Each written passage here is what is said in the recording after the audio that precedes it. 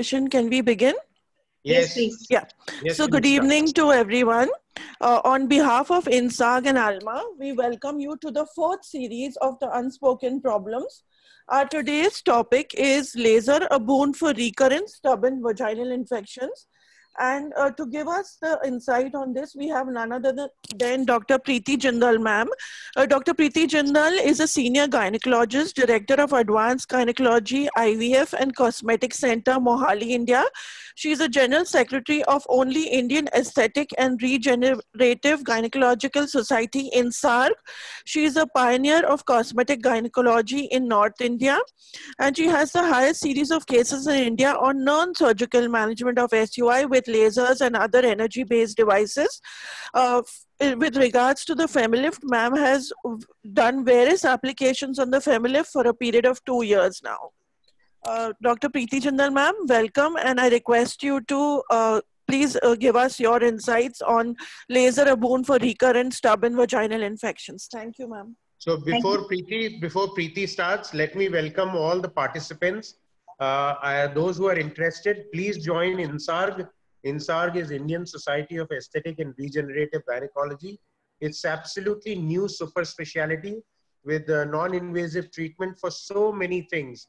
And today you're going to listen four lectures you've already listened to, and you've listened to some laser physics and all by International. And today we're going to listen to how laser can help in vaginal infections. So many times we have no treatment for vaginal infection. It does not go.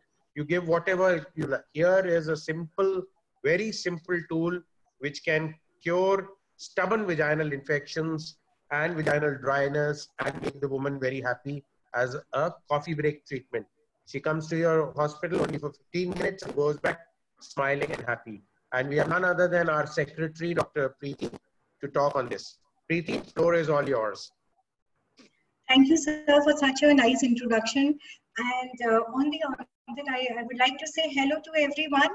I know it's a warm, hot afternoon in Chandigarh, and those who have joined from Chandigarh and Northern India, I thank you for sacrificing your nice sleep to hear this. And I hope this 1 hour of meeting is very fruitful to you. Now, as we are talking about the infections, I would like to share this holistic healing model which I developed for the COVID, and I feel this actually is not for only COVID, it is right for all the infections. We are in an environment where we are surrounded by so many microbes. So what protects us from getting not only the COVID, but other things are also there, like the bacteria, tuberculosis, common colds, flu, swine flu, and you name it, there's so many infections around. So I feel that there are 4 zones of protection, which if we follow properly, then we can take care of ourselves. The outer zone is an environmental zone. That means that we can protect ourselves from getting the infection from the environment by maintaining the social distancing, which we all are doing nowadays. Also by having a good habit of avoiding touching surfaces, touching our face, wearing mask wherever applicable, and also avoid unnecessarily large gatherings. Suppose any infection, if it crosses the environment and reaches our body, then we have to build up a safe physical zone, that is our body. Human body is a very advanced robo, I feel, and it has been very beautifully planned in a way that most of the infections do not enter us. We have a very nice covering known as skin, and all the orifices, that is the mouth, nose, ear, eyes, and our genital and anal orifices are covered with a beautiful mucosa which keeps on warding off the infection. We have to maintain this with a good hygiene. We should wash our hands with soap and water as much as possible. Drink plenty of water, have a good sleep, and use sanitizers wherever applicable. Suppose still the infection enters inside our body, then there is a safe inner zone. We all know that COVID is there everywhere, but only 20% of patients are showing bad symptoms. So what is happening to those 80%? Thankfully, those 80% people, they have an innate immunity to fight away this infection. And it can be any infection, and we can keep it strong by drinking lots of water, having vitamin C, fruits, balanced diet, avoid alcohol and tobacco intake, have low sugar intake, because the increased sugar intake or diabetes is considered to be one of the very serious morbidities which can affect our well-being with infections. Also in our Ayurveda, it's always said that you should have garlic, tulsi, lemon, turmeric. So we should have it in a prescribed volume, and Indian diet is rich in it anyways.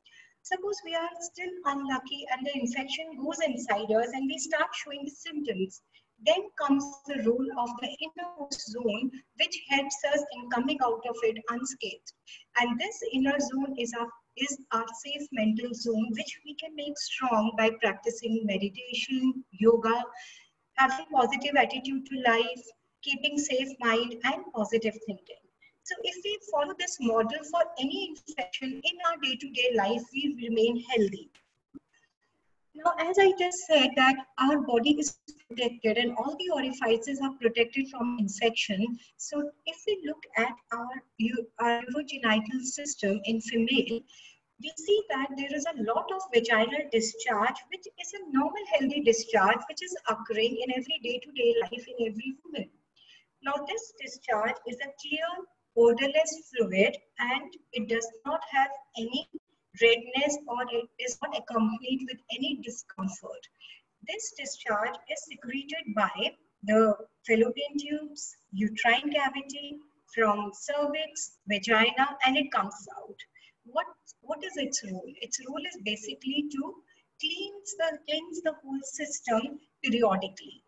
This discharge is also rich in the barriers, that is the WBC cells, which kill all the harmful pathogens.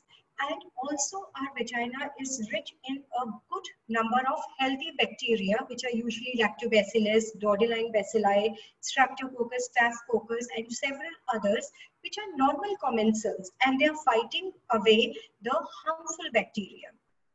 The normal pH of our vaginal mucosa is 3.8 to 4.2, which is slightly acidic.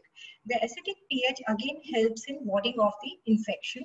So from where does this acid comes? It comes with the help of these bacilli, especially lactobacilli, which act on our vaginal epithelial cells, and it helps on the glycogen of these cells and produces the lactic acid, which maintains the low pH. So if we summarize, the natural defense mechanisms in our systems are starting from outside to inside our first vulva. Vulva is the external genitalia, and there you have this labial lips, which are in a position and they physically close the infection from entering. Then there are modified sweat glands, which keep on secreting some chemicals which help in warding off the infection. Next comes the vagina. The anterior and posterior walls of vagina are in opposition and they maintain the pH 3.8 to 4.5. And this pH is slightly raised, means it becomes alkaline during menstruation and after menopause. And as you would all remember, this is the time when most of the patients, they come and say, doctor, we got the infection especially after our menses. And that is the reason, because the pH changes. Next to the vagina comes the cervical area, and the cervix is plugged with a thick mucus which is bacteriolytic. Above it is the uterus or the womb, and here there is periodic endometrial shedding during menstruation which eliminates any infection. So if we have so many barriers, then what is the thing that spoils this defense mechanism? This defense mechanism is spoiled by either our interference to it, and there are few physiological changes in the body which also affect this. And one of them is the menstruation. The menstrual blood is less acidic, and that is the time when the conditions are also less hygienic than the other times. And so this is the time when most of the infections take place. Also using lots of chemicals in the local area. Nowadays, women and girls, they are using lot of chemicals and they're taking them from the shelf and using it in the local parts. So what does these chemicals do?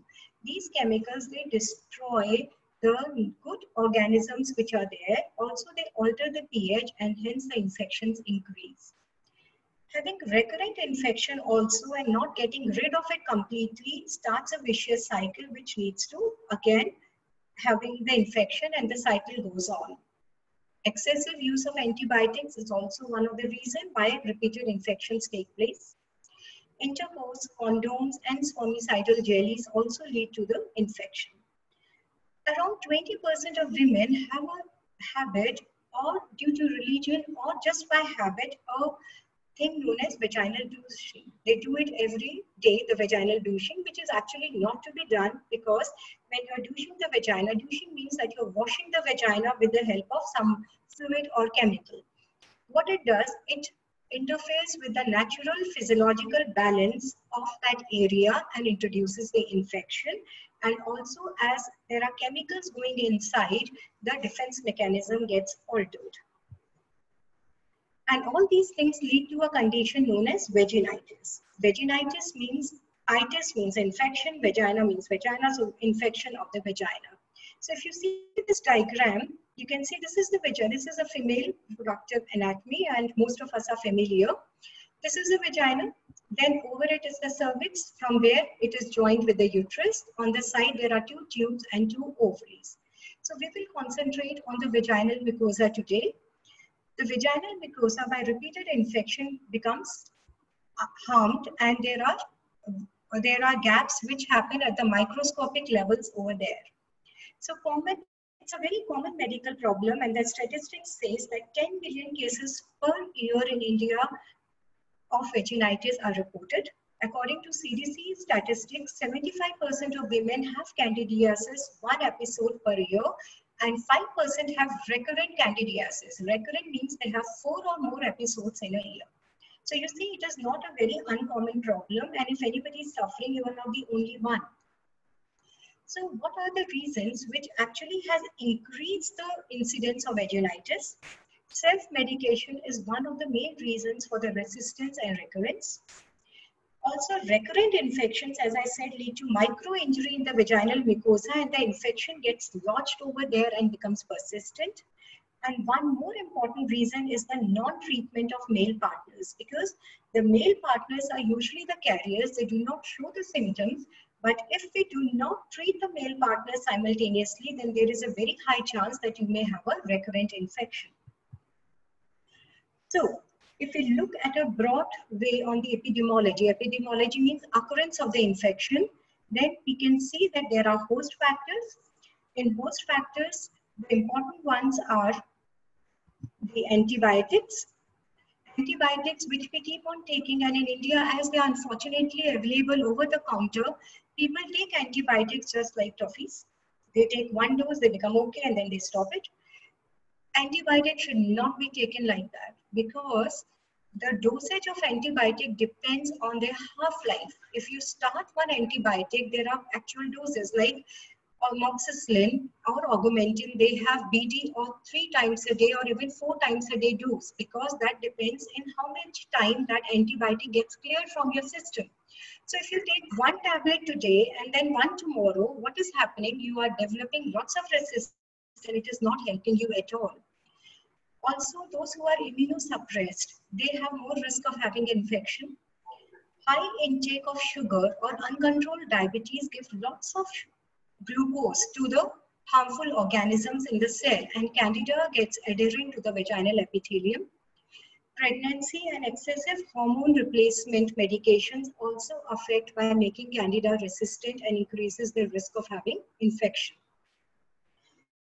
Other factors are behavioral factors, as we discussed, like spermicidal and condoms. They disturb the vaginal microbiota, resulting in the ease to metabolize the spermicidal compounds and increasing their adhesions. Poor personal hygiene and sexual habits, wearing tight clothes, or excessive hygienic habits also are responsible for the infection. Imagine if your finger is dipped in water for a long time, what happens? It becomes soggy. If you leave a bread outside in water for a long time, the mold develops on it. So the women sometimes have a habit of washing themselves every time they go to pee, and what happens because of which the area remains wet, and hence the fungal infection takes place. So the good practice point is that in the morning when you take bath, just wash yourself with some mild soap or water from outside and dry yourself. And then in the daytime, whenever you go to pee, after peeing, you just count till 10 so that any drops which have come in the urethra, they do not dribble down afterwards into your undergarments, and just dry yourself with toilet roll and you are set to go. You don't have to wash every time. What is the reason that in postmenopausal women, we get so much of infection? In postmenopausal means those in which the periods have ended, and it can be any time between 45 to 55 years of age in India. In them, the estrogen levels decrease. When the estrogen levels decrease, there occurs the thinning of vaginal epithelium, leading to exfoliation of vaginal epithelium. So there is a decrease in the glycogen producing cells. As I told in previous slides, that if the glycogen is there, it is metabolized into lactic acid. So there is decrease in the lactic acid, vaginal pH becomes more alkaline, and there is more infection. Also with the menopause, the vaginal folding and elasticity reduces. The protective glands, Bartholin glands, which are present in the vulva of each women, their secretions decrease, and so there is traumatization, which is increased because of dryness, and hence the infection takes place. Most of the women, they think that infection is usually the candidial infection or the yeast infection. They are sadly mistaken. There are mainly 3 types of vaginal infections, and there are further more types, but I am discussing only the main types, and all 3 infections have to be identified, and that's why the self-treatment is not a good idea. All 3 types of infections, they have different symptoms and they have different treatment module. So the 3 types of vaginal infections which we normally encounter are bacterial vaginosis, which is caused by Gardnerella vaginalis, which is a bacteria. Trichomoniasis, which is caused by Trichomonas vaginalis, which is a protozoa, and the candidiasis, which is actually the yeast infection. So vaginal candidiasis is the one which most of the women are familiar with. The symptoms are vaginal itching, suddenly too much of itching, either outside or inside. There is inflammation, maybe swelling, may not be swelling, and white, thick, curdy discharge. The main reasons for it are too much use of hormones, antibiotics, high sugar levels, or one may just get it because of the poor hygienic conditions which I have told earlier. It can occur in all females of all age groups. And the recurrent Candida vulvovaginitis is if you have more occurrences of symptomatic Candida vulvovaginitis in 12 months. Recurrences are usually caused by the new infection, and the reinfection, it could be from the same organism from the vaginal reservoir. Second type of infection is the bacterial vaginosis, in which you get a thin grayish white discharge, and there is a very typical fishy odor. And if you examine the discharge, you will see the clue cells. What are the clue cells? These are epithelial cells which are all around surrounded by the cocci of the infecting organism, that is Gardnerella vaginalis. Now this is an anaerobic bacteria which causes this infection. So you understand that to know which type of infection is very important. You cannot treat everything with the antifungals. And the third type is the trichomoniasis caused by the protozoa, and it leads to a yellowish and green color discharge, which is very irritating and also may or may not be foul smelling. But the vulval irritation is too much, and it also leads to dysuria, means pain in urination, painful intercourse, and abnormal vaginal odor. In that, when you examine, the cervix looks like a strawberry, and so because of the punctate lesions of erythema, and it's also called strawberry cervix. Why these infections keep coming back? If your yeast infection keeps recurring, it's basically because you are treating the symptoms rather than the cause. A localized yeast infection is a symptom of systematic yeast infection, so we really need to get rid of it. The infection, you can see just the tip of iceberg. So don't think that if there is mild infection, you use antifungal cream and it's gone for a few days and you are cured. No, it has to be properly cured, otherwise you will keep on getting it. Over-the-counter drugs and topical creams, they normally treat only the symptom and they do not treat the cause, which could be one of the any causes which I outlined beforehand. So the recurrence can be because of resistance to antibiotic, injury to vaginal mucosa from previous infections, because that damages the defensive mechanism. If you see your skin, if there is any injury or cut, then why do we wait for it to heal? Because if it will not heal, then you will keep on getting infections. So when there is an injury to vaginal mucosa from the recurrent infection, at the microscopic level, there is breach in the continuity of mucosa.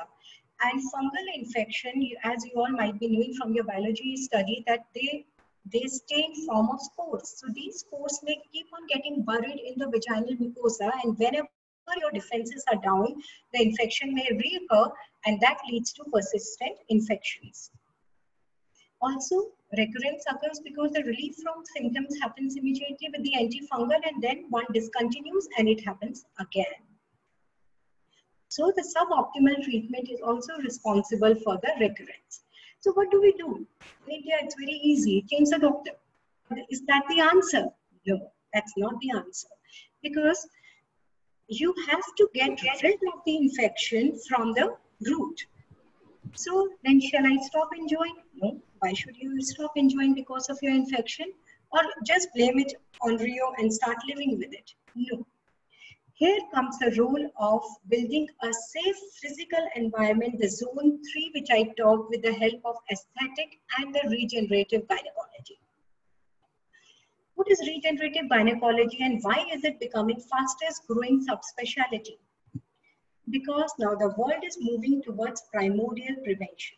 What is primordial prevention? The preventions of a disease are divided in different forms.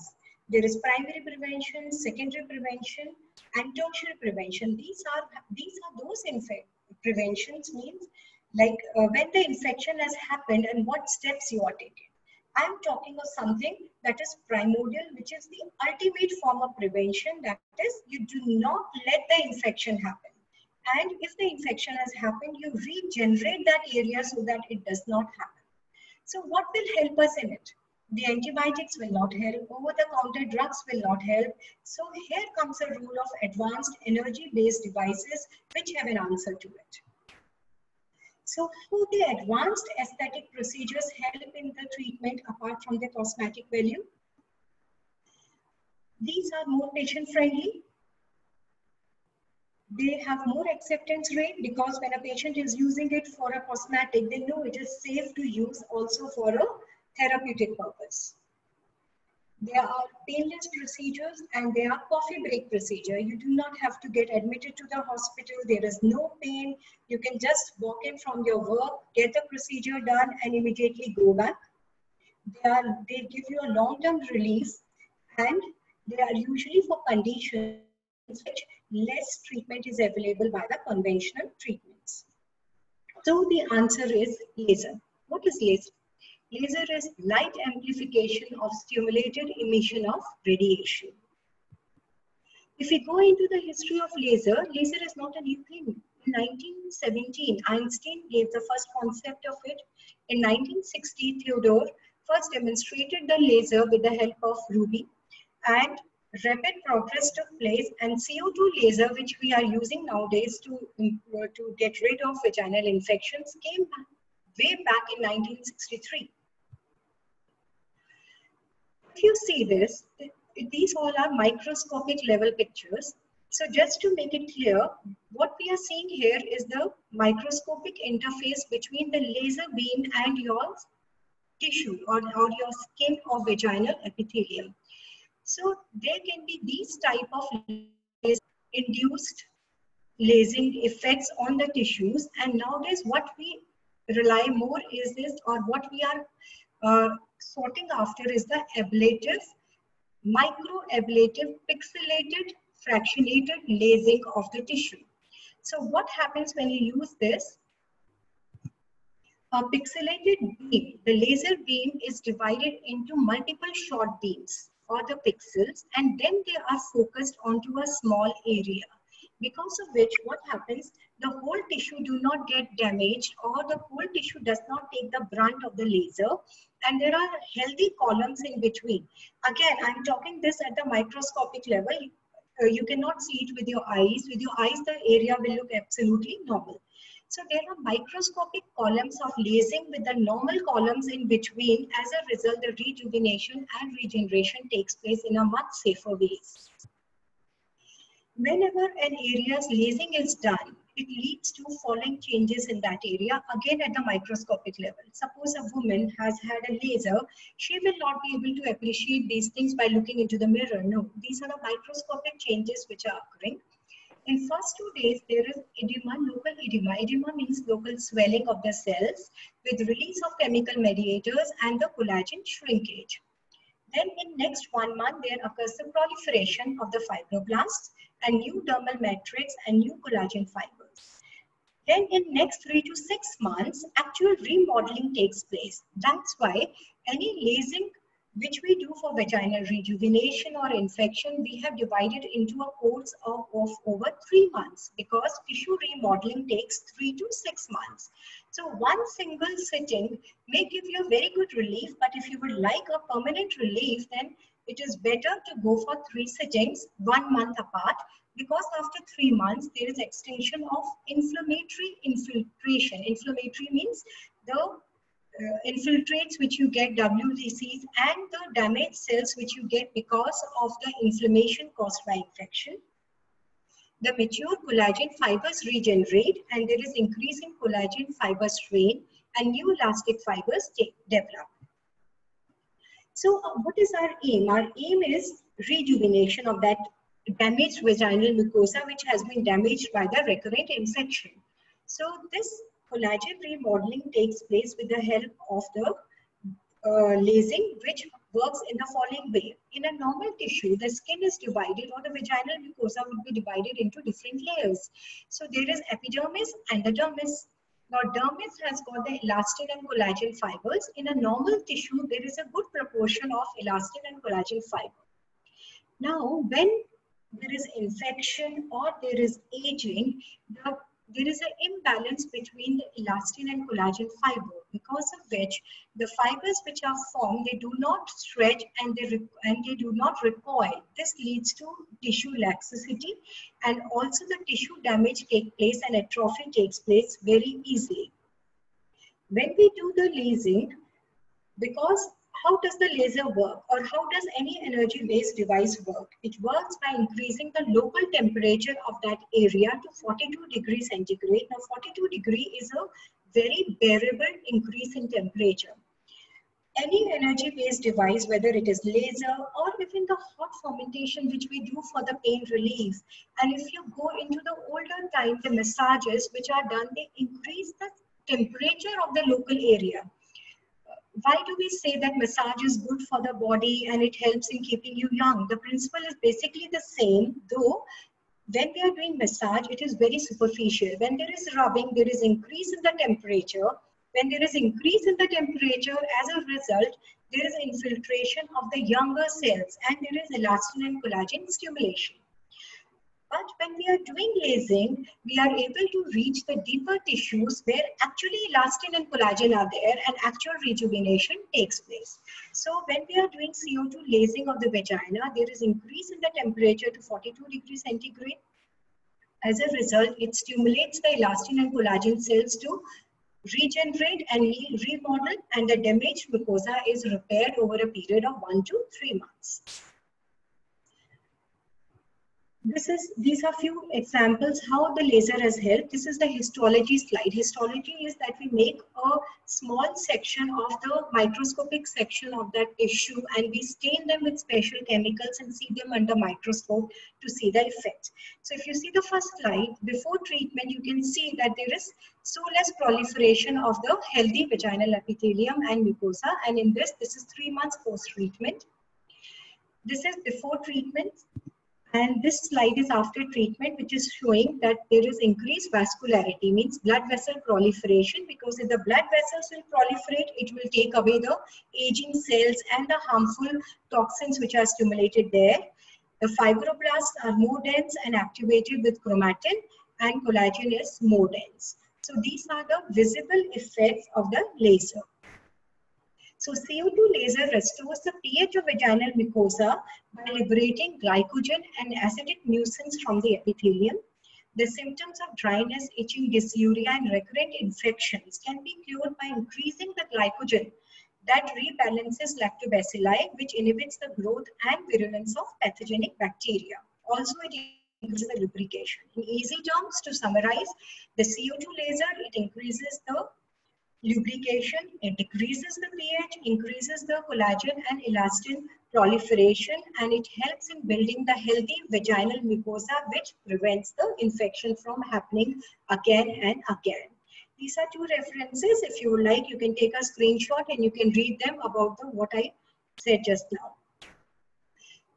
Now, this is a CO2 laser demonstration. This is a FemiLift machine which I own for since 2 years, and I'm using it for CO2 laser. You can have a look at the video.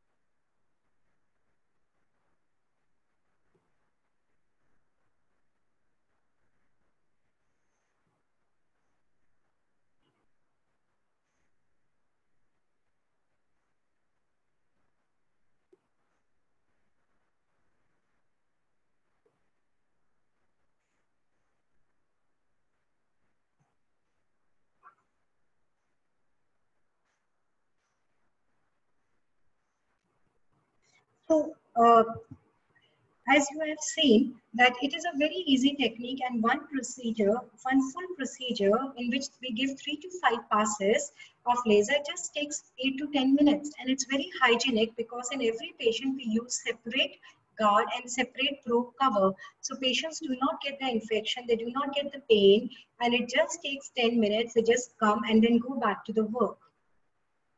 Now, this is the study from our center. We studied, we have done much more cases, but we took the data of 35 women who were having recurrent infection. And after first sitting, 90% of them got the relief after the first sitting, and they were not having recurrent infection. 60 to 70% of the women, they opted for second or third sitting for the further comorbidities, because laser also helps in preventing many other problems, which I will be telling you. So for the infection per se, I always say that even one sitting is good enough, but it's always better if you can take 3 sittings, it's always advisable. But even after one sitting, almost 90% get a cure, and they do not get the infection in next 5 to 6 months at least.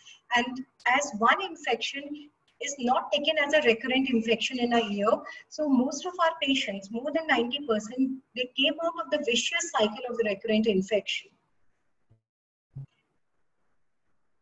This article I show because, again, to show that in 2016, this CO2 laser was used even long back then, 2016, but I took this article from 2016 to tell you all that laser is not a new technique and there is nothing to be very scared about the laser. The effect of microablative fractional CO2 laser on vaginal flora of the postmenopausal women was studied, and it was seen that out of 53 women, it led to, after completion of the protocol, they found that there was increase in the lubrication, and also it increased the lactobacilli and the normal flora in these patients, and they started having less dry vagina, and less recurrent infections in the postmenopausal phase. So, what is the safety profile? Any procedure has to have a safety profile. Now, the trick is that magic is in the magician and not in the wand. It is very important to choose your magician, that is your clinician. The clinician should be a well-trained person, well-educated, and an expert to do the procedure, because CO2 laser machine is a very powerful device. Apart from these rejuvenation procedures, it is used surgically also. We use it as a scalpel, as a knife. So if not used in a proper way, then it can lead to lots of complications and harms. So though it is a very safe device, but it is safe only till the right magician is using it. So experience here counts. If everything is okay, still the magic can go wrong. There are no effects. What could have gone wrong? Why should it be? So here comes a role of a wand. Wand means the energy-based device. A broken wand will not take you anywhere, and a magician will not be able to have any effect. So the laser machine which you are using should be of a very standard company. Cheap substandard machines can lead to serious complications. Just like any electronic product, like any AC, TV, or any product you are buying, why do you reiki and why do you try to take a product from a good company? Because if it is not a good product, it will not only harm your system, it will also lead to lots of danger in the work-related area.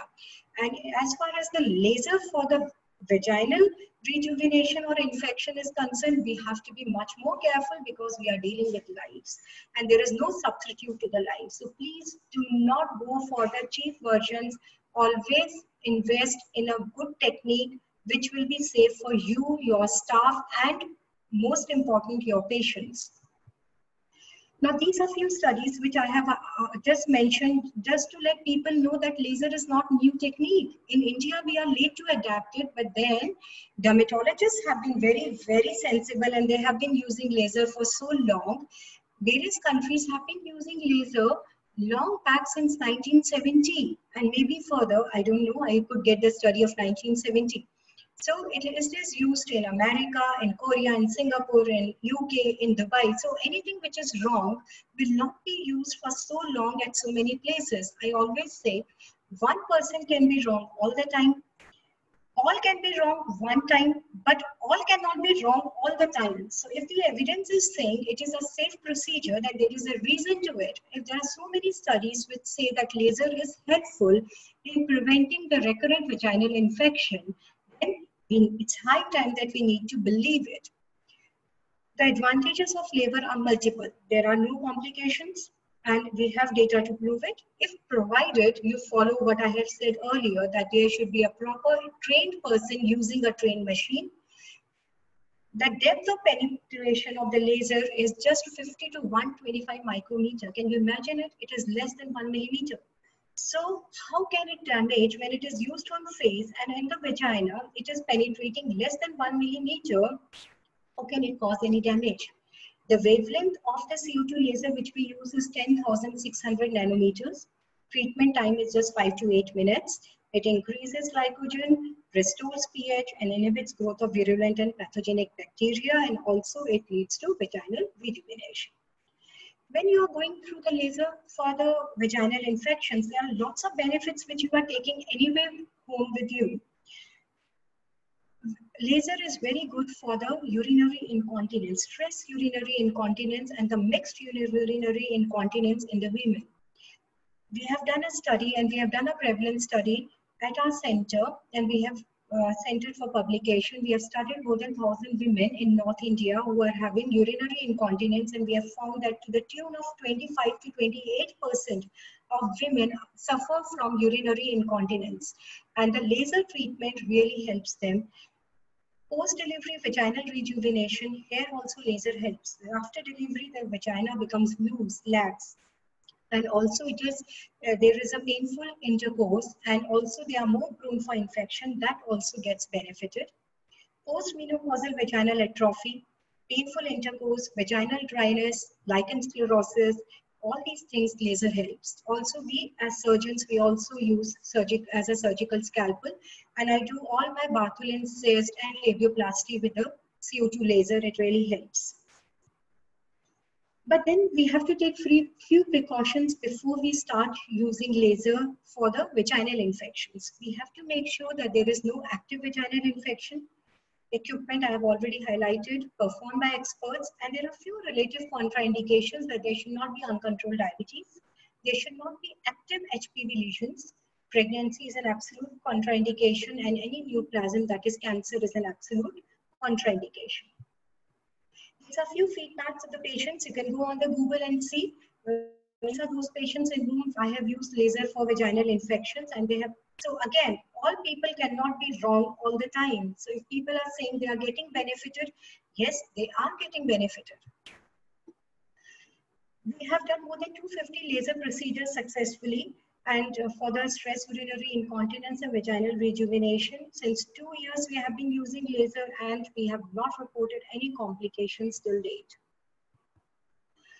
I would also like to take this opportunity to inform what Dr. NM sir just said, that we have launched INSAG, that is Indian Society of Aesthetic and Regenerative Gynecology, with Dr. Naren Malhotra as President, Dr. Ragini Agarwal as President-elect, Dr. Jaideep Malhotra as Vice President, Dr. Leela Vyas as Vice President, and myself as General Secretary. We are going to open it soon because of the lockdown. The bank accounts are still not open, which I think in another 2 or 3 days will be sorted. So you can contact me if you would like to become a member of INSAG. We hold several courses to train the doctors and aspirants, and at the center, Touch Clinic, and all the members of the INSAG, most of them, they do these courses.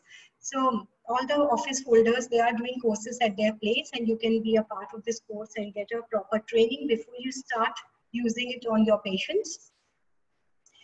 And also, we would like to invite you for COSGYNE 20, which we are going to hold in October 9th and 11th. This is the first annual conference of INSAG and second COSGYNE. Last year, June, we had a very excellent COSGYNE 19 attended by more than 200 delegates from all over the world. I would finally announce it in the June, whether we are going to have it or not in October. Let's see where the COVID takes place. But then the way the things are rolling now, I think we should be able to hold this conference in October. At the outset, I would like to thank everyone. Please, everyone, stay safe, stay home, and save yourself from COVID and other infections, and build a strong immunity around you.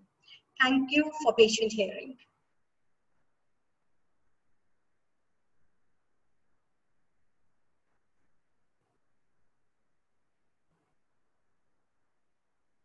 Ankita?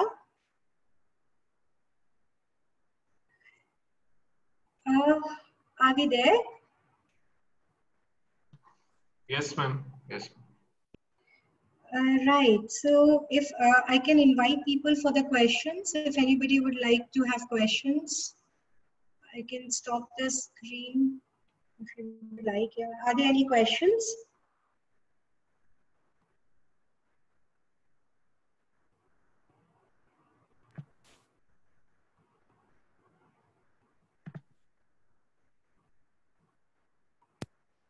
Ma'am, am I audible now? Yes, you are audible now. Great, ma'am. Ma'am, so this question comes from Dr. Molina Patel with regards to your laser sittings with copper T in situ. I do not do laser with copper T in situ. With Mirena, it's okay. But because copper has got metal, so it comes in the relative contraindications. Right. Ma'am, the next question is... Sorry. I would just like to go back. No, sorry, I got confused with Emcella. With copper T in situ, yes, we can do laser. There's no problem. With Emcella, which is another thing, in that we don't use copper T. So again, yes, with copper T in situ, we can do Emcella. We can do the laser. There is no problem. Thank you, ma'am. Ma'am, the next question is, how many sittings are required to treat vaginal infections, and do you advise any medications along with it? First, coming to the medications, I make sure that the infection is properly cured. If there is an active infection, then do not do laser. Secondly, sittings, most of the patients, they get cured with one sitting. As I showed in my slides, for proper vaginal remodeling with the collagen and elastin, 3 sittings are always advisable. But if you are coming from far or you would not like to take 3 sittings, then in one sitting we have seen just for the infections, 1 sitting is also good enough. Right.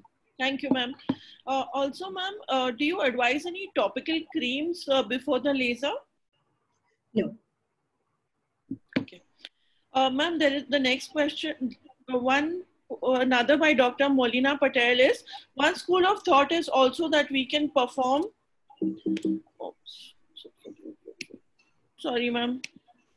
It's okay. One school of thought is that we can also perform laser ablation during active infections too, while also giving medical and topical internal management for the specific infection in the form of pessary or creams, which will in turn help infective absorption of the medication in the vaginal mucosa and better healing. Your opinion, ma'am? No, I would never do that. If there is an active infection, I would never lase that area. This is an absolute contraindication. As far as the penetration, why would you like ablation over there for the penetration of the medicines? The mucosa will absorb the medication anyway. That is the way how all these delivery drugs are designed. When you insert a vaginal pessary, it is designed to be absorbed by the vaginal mucosa.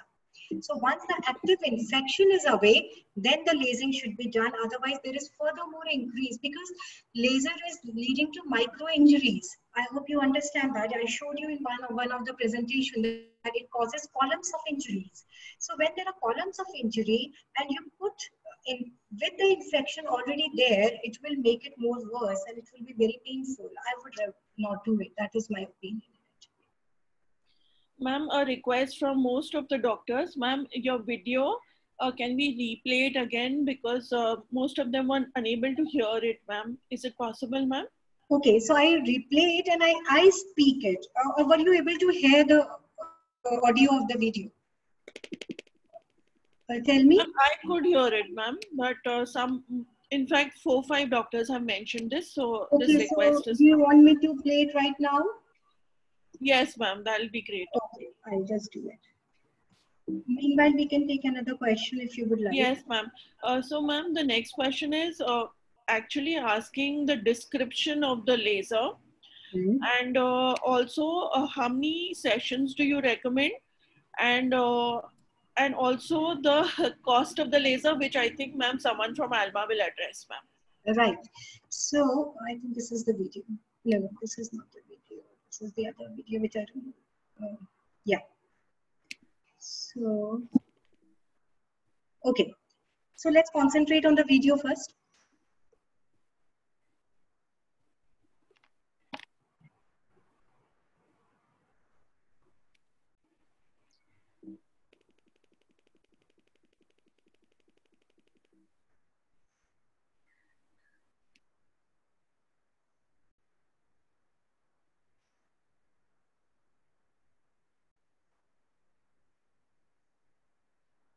Ma'am, they are unable to hear. Okay, so what I'll do is I mute it and I speak. Right, ma'am. Right, ma'am. Thank you. Okay, so in this, can you all hear me now? Can you hear me, Preeti? Yes, ma'am. Yes. Absolutely. Can you hear me? Yes, ma'am. Yes. Okay, so what we are doing, this is the CO2 laser machine which I use, Femilist. What I'm holding in my hand is the automatic robotic device. And what I'm trying to say is that we give position to the patient, lithotomy position. You can do it in your procedure room. I do it in my minor OT, but you can do it in the OPD.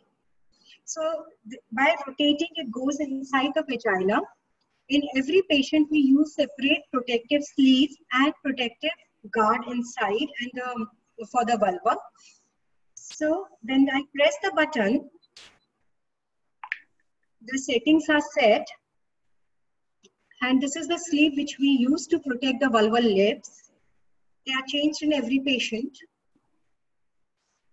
And then I set it to the required energy levels. And then it rotates automatically back. So I put it against the vulva.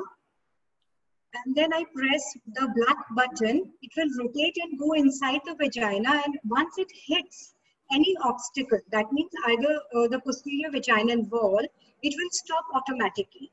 And then when I press the foot pedal, it will start rotating and giving the pulsations. And this is how the pulsations happen. Yeah. So we give three to five passes. Once it goes inside, that is one pass. Once it comes outside is the second pass. So 5 passes means 5 times, out of which every time it is moving in or out is taken as 1 pass. So normally we give 3 to 5 passes, takes 5 to 8 minutes to complete the whole procedure. And frequency once in a month, not earlier than that. 3 sessions I would strongly recommend, but as I said earlier, for vaginal infections, even 1 session is good enough. But for incontinence and rejuvenation, 3 sessions are must, and the reason I explained you, because it takes 3 months for the elastin and collagen to regenerate. So did I answer all the questions? Ma'am, there's one more question asking if you could elaborate a little bit more on the menopausal phase, ma'am.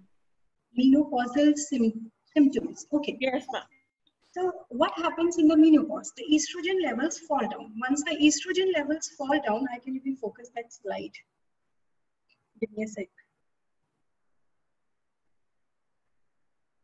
So once the estrogen, you can see in the slide that once the estrogen levels fall down, there is decrease in the collagen and elasticity. Why the wrinkles happen on the face?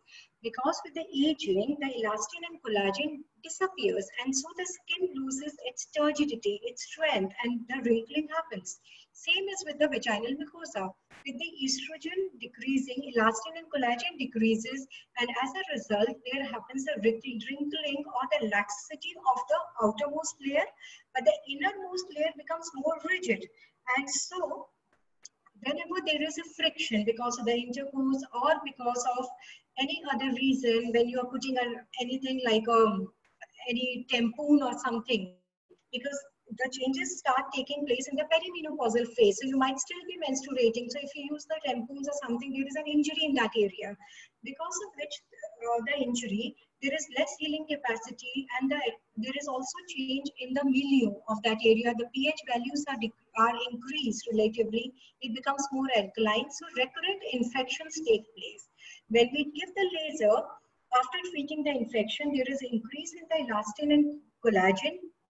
It has been seen that the pH of the area gets restored. As a result, the normal commensals, which are the protective organisms, they come in that area, and as a result, infections don't take place. Thank you, ma'am. Thank you. Ma'am, one question that I received in the chat box privately is, what are your laser energies for infections? Are they different from the other modalities? And what are the tests you do to decide if the infection is active or not anymore? Right. First question, what are the energy levels? Energy levels totally depend. I use the robotic arm, so there it is much easier to control. It's a very, very user-friendly device. So normally what I use for the vaginal introitus is around 8 to 10, and for the vaginal mucosa, I use around something between 70 to 90, depending on the age, tolerance of the patient. So the energies are not different. I use the similar energies even in incontinence and also in the vaginal rejuvenation, because the purpose in all 3 is the same: elastin and collagen remodeling. And the second question, the second part of the question was what, Preeti? Ma'am, is about how do you decide, what test do you perform to note that the infection is no longer active? Patient is the best test. The patient comes and tells you the infection is there or not. And secondly, of course, you have to examine the patient. So I call them after a week, and I do in some in which I feel there is a need, and I do the speculum examination. But in most of the cases, because I have already cured the infection, you have to understand, this is the basic, that you have to use laser only after curing it. Do not use it when there is active infection. So when I'm already confident that the infection is already gone, and then I'm lasering them, so then I don't have to call them unnecessarily.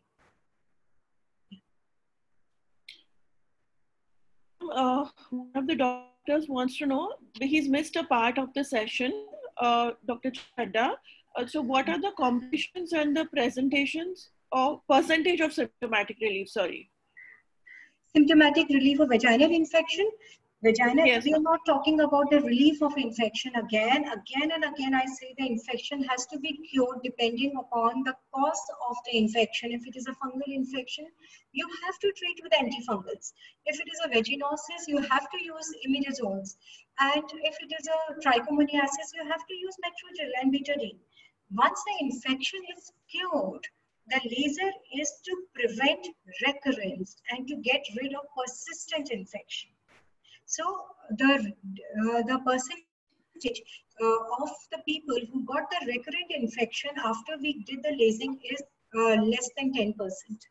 And after second lasing, second session, it reduced to less than 5%. And after 3 sessions, none of my patients reported persistent same infection again and again. After 6 months to 8 months, 1 or 2 patients, they had a new infection, which is absolutely normal. That does not come into recurrence. Ma'am, Dr. Chadha says his query is for SUI, not infections. Sorry about All right. SUI, I love that topic. We are one of the Taj Clinic, I'm very happy to say, is one of the India's first non-invasive center for the management of stress urinary incontinence. Now, laser we have done more than 250 procedures for the women who are suffering from urinary incontinence, basically stress and mixed incontinence. And we have got very good results. We have seen that almost after 3 sittings, the success rate is more than to the tune of 80%. I would like to add in here that I use lots of PRP. And in severe cases, I also add the HIFM technology in it, and sometimes if it is a mixed incontinence, I also use some medications initially like anticholinergics to get the complete relief.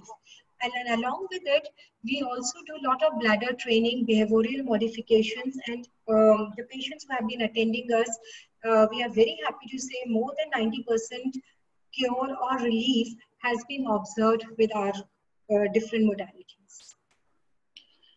So, ma'am, there's just one last question. Thank you for your time and patience, ma'am.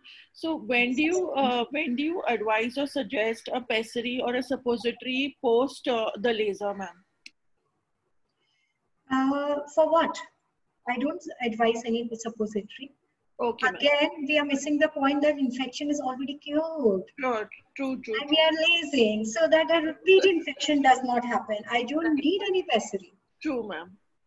So, thank you, ma'am, for your wonderful insights and your experience sharing on infections as well as SUI. You? Hello. Thank you, ma'am. Ma'am, am I audible? Thank you so much, ma'am, for your insights and your wonderful experience with treating vaginal infections, which are rather tough in today's era to treat, and as well as SUI, ma'am, your inputs on SUI. So thank you for this wonderful session. My pleasure. Thank everybody for their precious time this evening. And we look forward to seeing you next Thursday at 4 p.m. Thank you. Thank you. Thank you.